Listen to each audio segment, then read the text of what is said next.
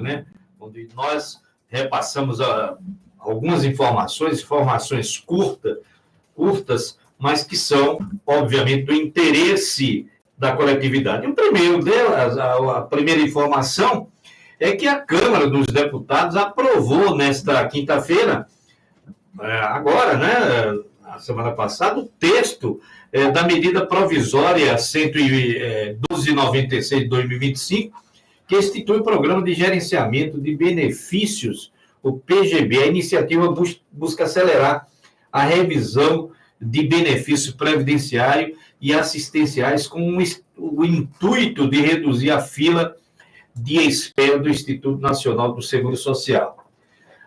Não era para...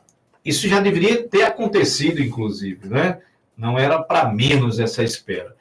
A gente sabe que milhões de brasileiros, vocês imaginem, nós demos aqui o número, né? Mais de 2 milhões de benefícios estão represados lá no INSS, a espera daí da análise, da decisão, e não sai. Quando se trata, então, de benefício em que está se tratando da incapacidade, né, do cidadão, do segurado do INSS, essa situação ela piora ainda, porque necessita de perícia, né? Então, aquele segurado vai lá, dá entrada, a perícia é marcada, agora está sendo marcada para dezembro.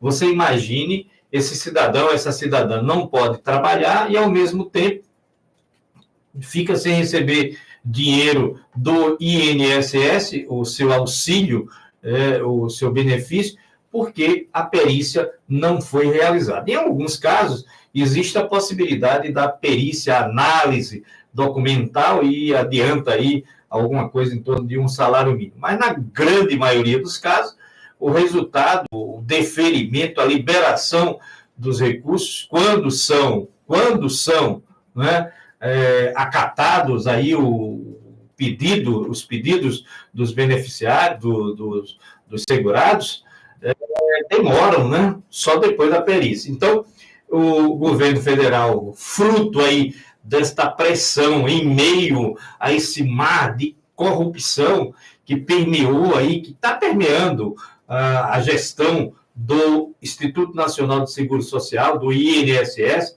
sobretudo aquelas contribuições associativas, né? Retirada aí, roubando aí os milhões de aposentados, e o governo se desdobrando para poder devolver o dinheiro que foi roubado dos aposentados, e mesmo assim, falamos na semana passada, não estão sendo devolvidos, né, na sua totalidade em alguns casos, ou mesmo muita gente aí sequer teve a resposta do INSS quanto ao prazo de devolução. Aqui mesmo em Aracaju, um pouco mais de 11 mil beneficiários segurados do INSS e aposentados já receberam, pelo menos em parte, ou na grande maioria, a totalidade do que foi subtraído, né, rapinosamente, como se diz, das suas contas, né? E agora, existe esse represamento que isso é uma vergonha, não é? É uma vergonha. Vamos combinar.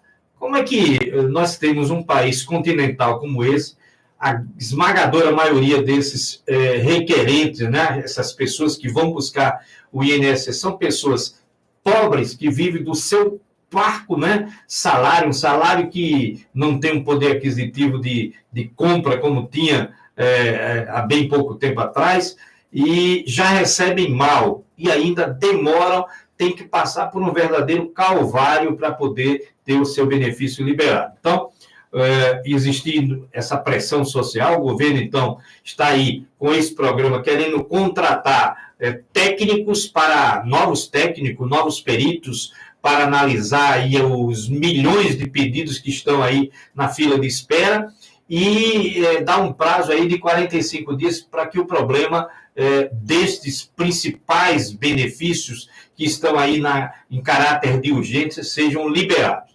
Esperamos que exista aí a praticidade, não é? E que também não sirva como já teve no passado, né? Muita gente que ingressou praticamente tinha uma mão difícil e assinava aí negando o benefício de pessoas que você via concretamente que estavam em situação de vulnerabilidade, não apenas social, mas de vulnerabilidade e de saúde, né?